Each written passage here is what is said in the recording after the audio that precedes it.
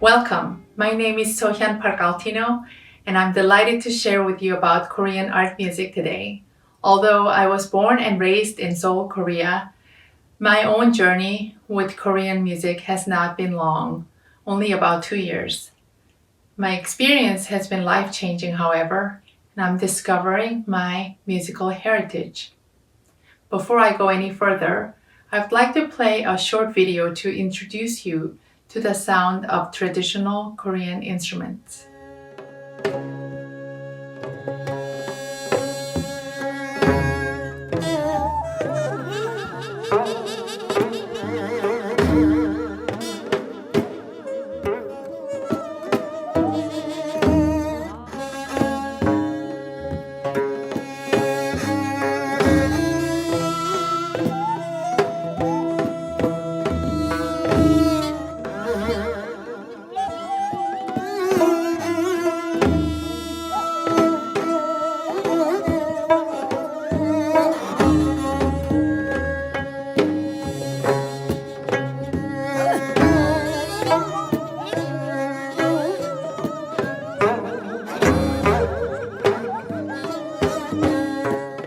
You just heard an improvised ensemble piece called Shinawi, played by 4 different stringed instruments and 2 wind instruments along with a Korean hourglass-shaped drum called changgu. As you will find out in this presentation, fundamental concepts of tone, rhythm, pitch, and melody of the traditional Korean music contrast vividly with those of the Western classical music. Although at first the Korean music sounded completely foreign to my Western-trained ears, the way traditional music sang, cried, and spoke has sunk deep into my soul and affected how I listen and interpret musical languages in general. I have also discovered my very personal connection to traditional Korean music, and I am excited to tell you about him. For 35 years, from 1910 to 1945, Korea was forcibly occupied by Japan. During that time, the Japanese authorities prohibited Koreans from speaking Korean and practicing Korean culture and arts. The traditional performing arts, especially the folk music and dance, were treated with contempt and disdain. Also, during the modernization process of the first half of the 20th century, Korean children were taught that Western classical music was the superior and sophisticated art music, and that the traditional folk music was the uneducated, backward, and embarrassing remnants of the past. From then till now, the Korean word for music, 음악, automatically refers to Western classical music, and it ironically excludes the traditional music, which is called by another word altogether, 국악, which means national music. Because of the strong stigma and prejudice, traditional artists and masters were looked down and shunned, and they could barely make a living. While Western music was growing and thriving across Korea without the financial means nor the recognition that they deserved from the government, traditional musicians and dancers struggled to preserve and pass on their arts and traditions to the next generation. Most Koreans no longer cared for their own traditional music. I am a product of this cultural and educational outlook of modern Korea. My maternal grandfather, Ōnmori, was born in Seoul in 1922 during the period of Japanese occupation and modernization of Korea. As a child, he grew up listening to and playing both Korean and Western music.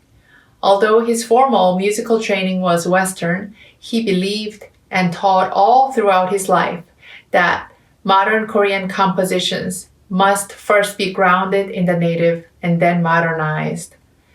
Not unlike the work of the Hungarian composer Bartók, he collected folk songs from different regions of Korea and strongly advocated for new compositions rooted in the essential elements of traditional Korean music, especially in regard to rhythm. A prolific composer of songs, spirituals, chamber music, symphonies, and operas, my grandfather was a passionate educator and a national figure that every Korean learned about in schools and in textbooks. I remember as a child often seeing my grandfather working at his desk and playing the piano in his study and rehearsing and conducting a choir. I knew he was a very important person in the music world in Korea, but I did not know what kind of pioneering work he had done by bringing the traditional musical elements into modern compositions. In March of 1955, when my grandfather was 33 years old, he made 12 episodes of radio broadcast that introduced traditional Korean music to Koreans, especially geared toward the avid supporters of Western classical music. He explained the essential elements and idioms of the traditional folk music and promoted the folk musical genres. Several performers of the traditional music joined him live on the radio to demonstrate and perform folk music. Throughout the month of broadcast, he repeatedly emphasized that every person who listened to the traditional folk music must be able to recognize and enjoy the variety of Korean rhythmic cycles or patterns called changdan. On April 5th of the same year, just a few days after his last radio broadcast on traditional music, my grandfather completed a composition called Sanjo for violin and piano. When I first attempted learning my grandfather's Sanjo in 2017, more than 60 years after it was written, I had no understanding of changdan.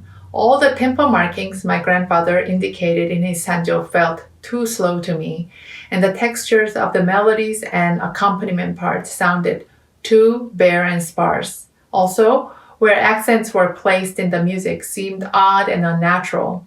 After performing the piece in my recital, I was convinced that I had played my grandfather's Sanjo mostly based on my guesses and not at all on real knowledge of the musical language. It was inevitable for me to feel this way since I had never listened to traditional Korean music prior to that time.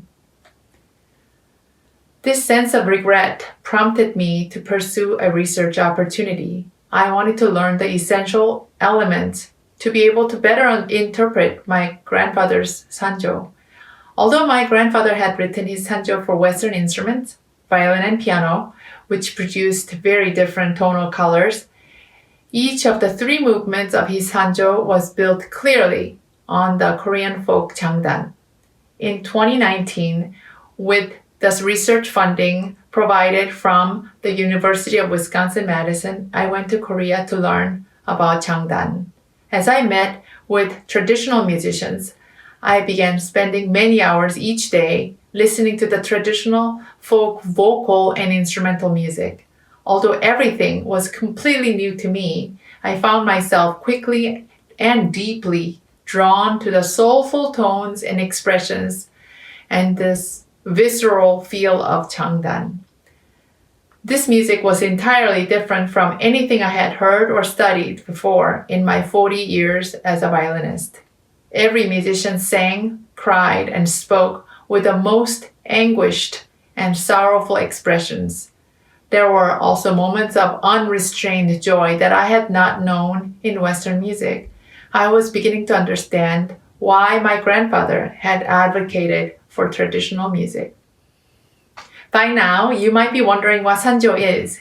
Sanjo is a genre of traditional folk music in multiple movements, performed by a solo stringed or wind instrument accompanied by the folk rhythmic patterns changdan, which is improvised on the Korean drum changu. Although the changu player constantly makes up the rhythms that would best complement the melodic phrases of the solo instrument, the length of the time each unit of changdan takes, and therefore the feel it produces, remains the same for the entire movement. Changdan provides the structural foundation to all folk music. The Sanjo genre utilizes the same types of changdans and melodic phrases found in the dramatic folk vocal music called pansori. In one work of pansori, which can last 3 to 8 hours, one singer sings and acts out all the characters in a work of narrative literature with only the changdan accompaniment played by one drum player. Please take a listen to an example of pansori singing. This excerpt comes from a scene where an older man is telling a tragic story about his life as a blind man and how he lost his only daughter who volunteered to be a sacrifice in desperate hopes of bringing her father's eyesight back. Notice the pansori singer's voice, expressions, and rhythmic interplay with the drum accompaniment.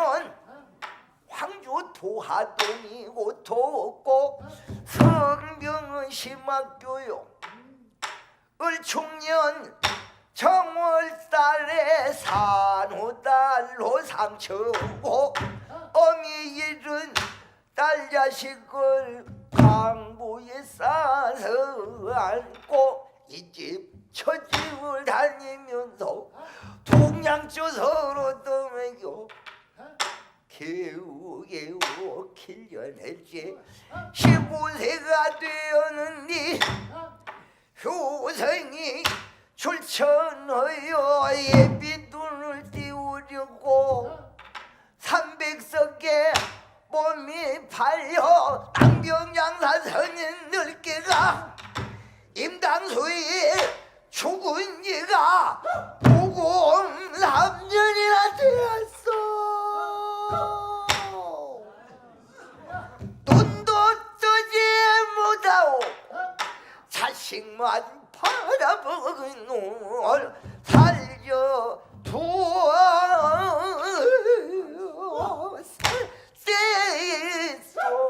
당양 그 목숨을 끊어주오.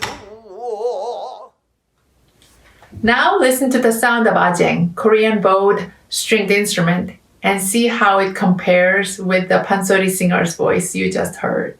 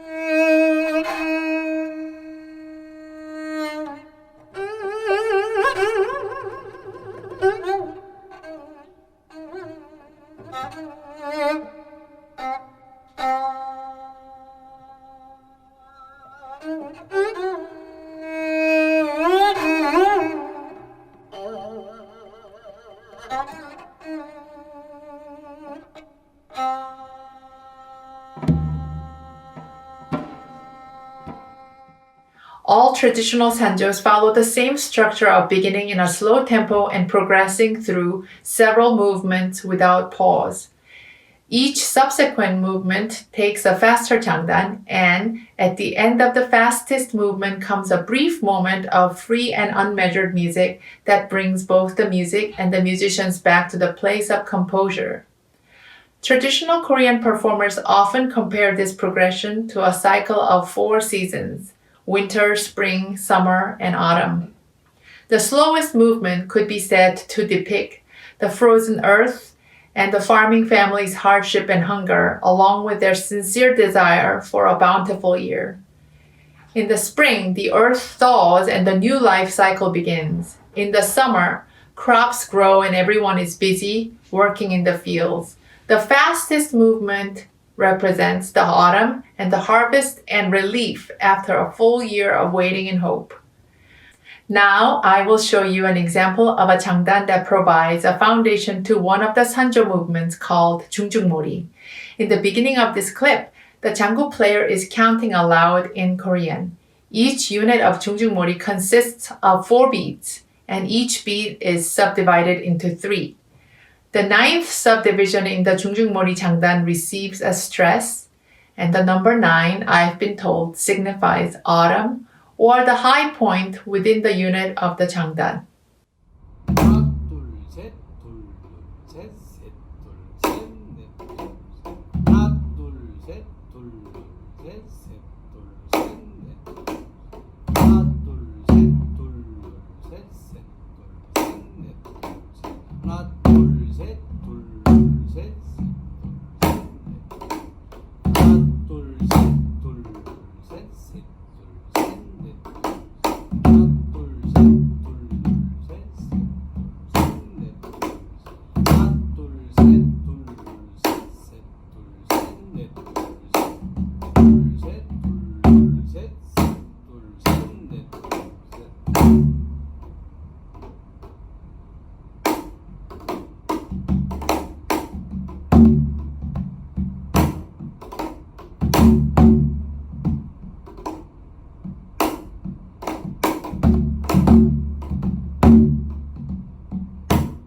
Next clip shows you the beginning phrases of the Chungjungmori movement from different instrumental sanjos.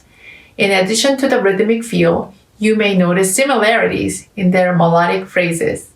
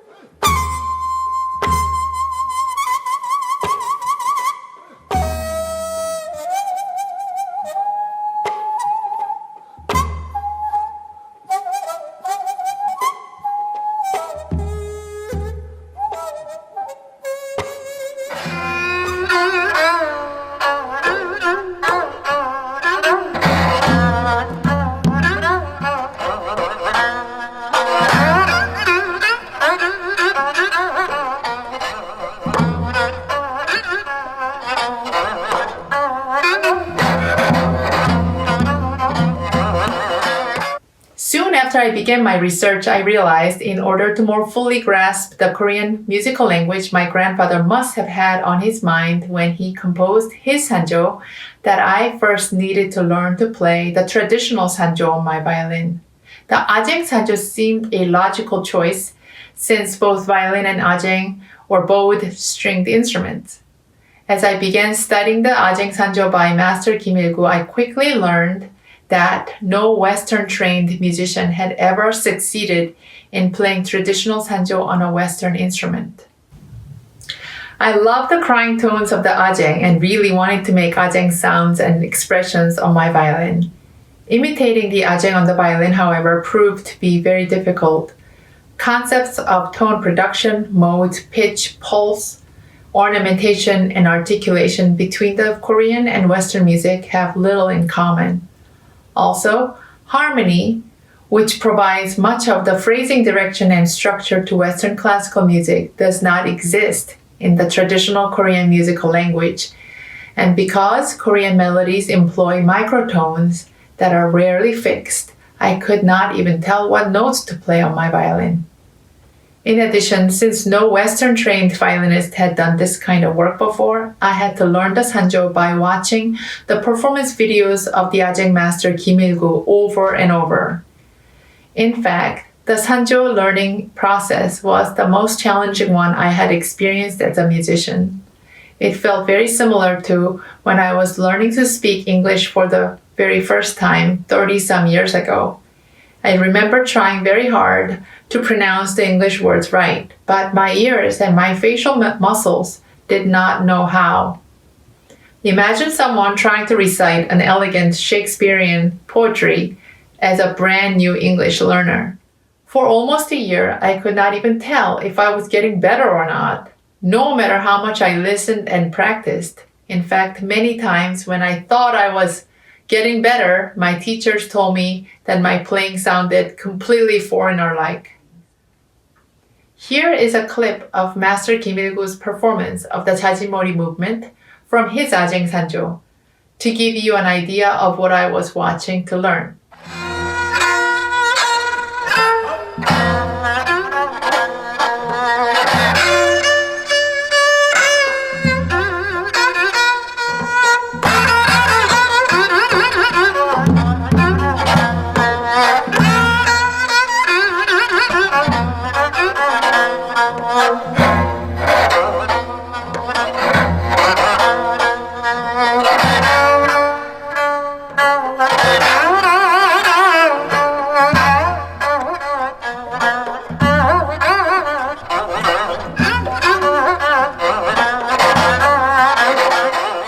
In July of 2020, during my third research trip to Korea, I met and played for the 80-year-old Ajeng master Kim Il-gu.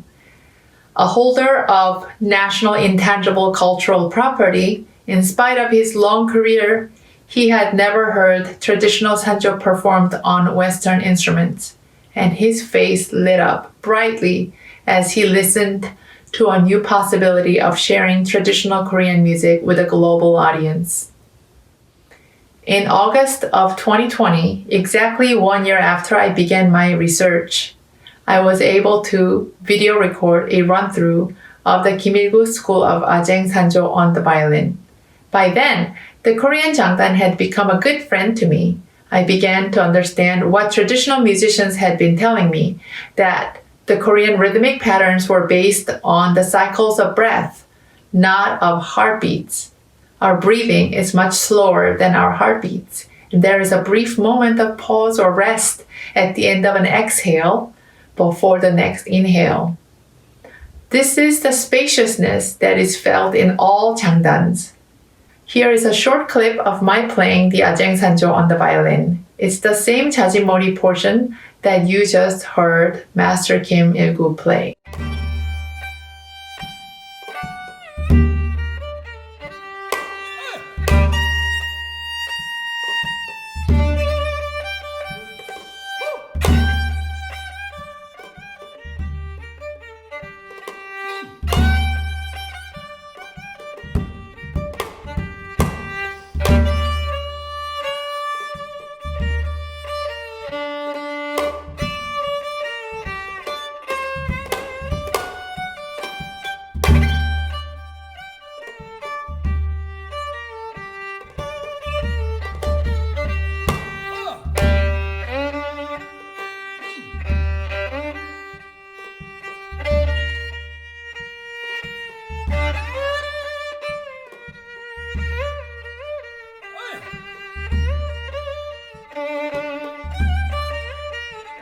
Interested, you can find my 11-minute Sanjo video on YouTube with keywords Altino and Sanjo, S-A-N-J-O.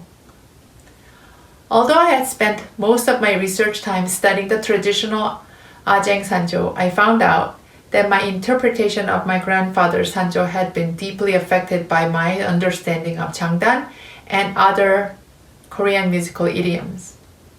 All the tempos, which used to feel impossibly slow, felt just right, and I knew how to phrase. My ears and instinct guided me on which notes to vibrate or not to vibrate, and how to treat the ornaments stylistically. That's when I realized that I was experiencing firsthand my grandfather's maxim, the importance of being grounded in the native. I recorded the run-throughs of my grandfather's Sanjo. In addition to the original violin and piano version, I recorded a second version with added changdan, which was improvised on the changu, for study purposes for other Western musicians who would desire to learn about changdan in the future.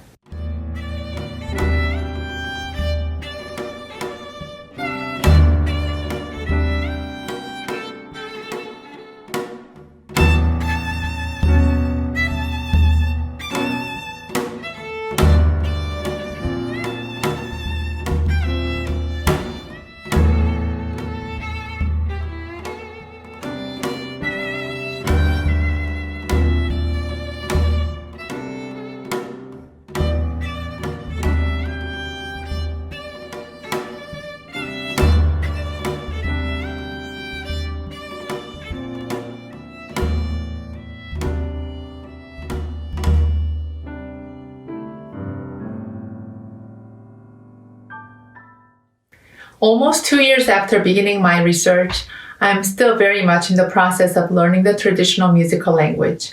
I am now learning the longer version of the Kim Il-gu School of Ajeng Sanjo. The more I learn, the more I'm drawn to the depth of the traditional music. I hope that my journey in Korean music will continue on for the rest of my musical life. I'm very thankful that the Sanjo music has found me. Through my Sanjo research, I've also gotten to know my grandfather better. I was too young to know him when he was alive. I'm overwhelmed with a desire to continue his legacy by encouraging and promoting new Korean compositions that are grounded in the native musical language.